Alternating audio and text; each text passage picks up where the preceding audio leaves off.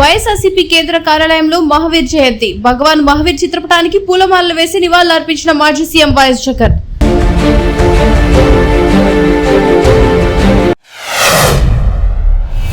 నిజామాబాద్ పసుపు మార్కెట్ లో అకాల వర్షం కారణంగా పసుపు పంట తడిసి రైతులు తీవ్రంగా నష్టపోయారు.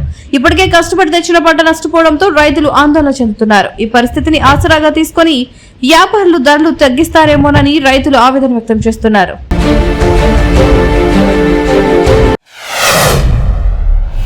చలపల్లి పోలీస్ స్టేషన్ లో భారీ పేలుడు. సీజ్ చేసిన బాణసంచును కోర్టుకు తరలిస్తుండగా విస్ఫోటనం జరిగి ప్రమాదం చోటు చేసుకుంది. ఎస్ఐతో పాటు 4 కానిస్టేబుళ్లకు తీవ్ర గాయాలు కాగా గాయపడిన వారిని వెంటనే ప్రభుత్వ ఆసుపత్రికి తరలించారు.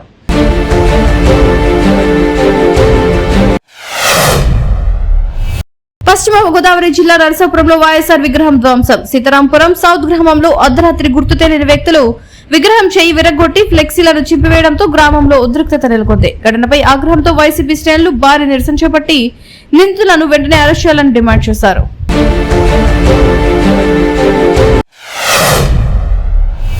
హైదరాబాద్ లో మాజీ సీఎం జయలలిత ఇల్లు సీజ్. ఆస్తి పన్ను బకాయి ఉండడంతో శ్రీనగర్ కాలనీలోని తమిళనాడు మాజీ ముఖ్యమంత్రి జయలలిత ఇల్లు సీజ్ చేసిన జీహెచ్ఎంసీ.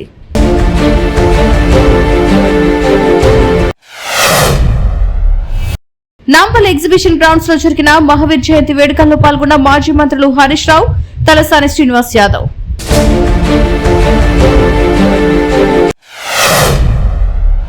కర్ణాటకలో తీవ్ర స్థాయిలో ఇంధన కొరత. పశ్చిమాసియాలో పెరుగుతున్న యుద్ధ ఉద్రిక్తతలు ప్రపంచవ్యాప్తంగా ఇంధన కొరతపై ప్రభావం చూపుతున్నాయి. దీనివల్ల కర్ణాటకలో పెట్రోల్, డీజిల్ కొరత తీవ్రమైంది. ప్రధాన నగరాల్లో బంకుల వద్ద వాహనదారులు క్యూ కడుతున్నారు.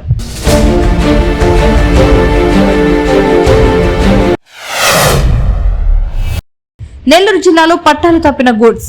మనుబోలు కొమ్మరపూడి రైల్వే స్టేషన్ సమీపంలో విజయవాడ నుంచి తిరుపతికి వెళ్తున్న గూడ్స్ రైలు బోగి పట్టాలు తప్పి బోల్తా పడింది. ఈ ఘటనతో పలు రైళ్లు రాకపోకలు తీవ్రంగా అంతరాయం ఏర్పడింది.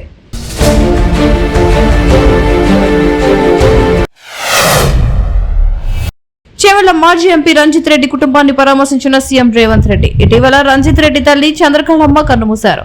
దీంతో రంజిత్ రెడ్డి నివాసానికి వెళ్లిన సీఎం చంద్రకళమ్మ చిత్రపటానికి పూలమాలలు వేసి నివాళులర్పించారు.